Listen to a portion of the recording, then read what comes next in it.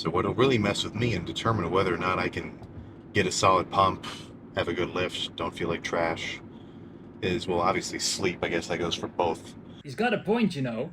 So in this video I'm gonna be discussing what I think of Sulek. But I think I'm gonna be discussing it because he's very big in the fitness industry all of a sudden, and I wanted to talk about it for a bit. I think he's gone pretty viral because of the statements he makes and because the things he says can be quite controversial instead of what other bodybuilders are saying.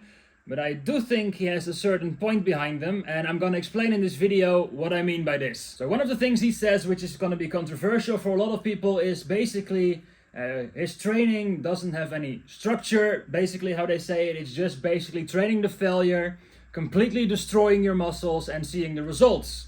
So obviously if you look at him, his results are pretty damn good because he's huge. He looks good, he looks symmetrical, he looks awesome. But I do think there are a couple things that you should definitely note, which is obviously gonna be the big thing is you have to take into account that he is on steroids. So if you're not, then definitely don't necessarily implement his workouts, but you can learn something from the way he's training. Basically what you can do is obviously training to failure, as in pushing hard, making sure your body is absolutely wrecked at the end of the training session. Isn't a bad thing, so I think he definitely has a point there. That being said though, his training volume is gonna be a lot higher than yours probably could, because he can recover from more because he's on steroids obviously. So if you want good results being natural, you gotta make sure that whenever if you're trying to implement his workouts, you are gonna cut down on the volume a little bit because your body might not be able to recover from the amount of stress he puts on it, because obviously you're natural, he's not. So that's a big difference. That being said though, if you are on steroids, then obviously give it a go because you might respond the same as he does. He does seem to be a lot of like what they call a hyper responder, so responds very well to steroids. But that being said, if you are on steroids, then give it a go and see what it does for you. But if you're natural, then definitely cut the volume down a bit because you are gonna run into some trouble if you don't. Diet-wise, I think definitely there are some things that he could definitely improve on. I mean, let's be honest here. Obviously, he is way bigger than I am, so in that sense, he knows what he's doing. But I think now he's cutting. I think he has a very drastic cut. He cut his calories down by a whole bunch.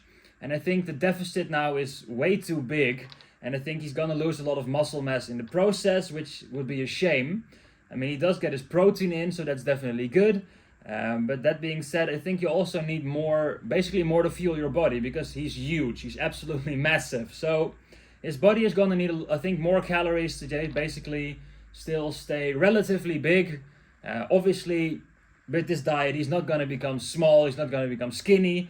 But I do think he could optimize some things by eating like slightly more or eating in a slightly smaller deficit. So I do think he could pay more attention to his carbs and fats and his vitamins so he can make sure that he stays healthy and stays feeling good.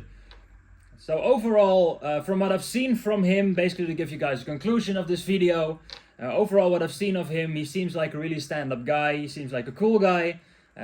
Obviously what I do like about him is he doesn't overcomplicate things. Just train hard, do your job and get to it. So I think that's nice. I think it's good that he doesn't overcomplicate things for everyone. Which some people have a tendency to, making up all kinds of fancy super exercises that are gonna magically turn a 300-pound person into a six-pack having Greek god in 2 weeks. So I think basically his approach to training is good. It's simple, it's basic, it's just pushing yourself. But I do think his nutrition advice could have some improvements. But overall, I'd say he's a really cool guy and it's definitely worth checking his progress out. If you like this type of content where I review fitness influencers, make sure to give me a follow and I'll do more.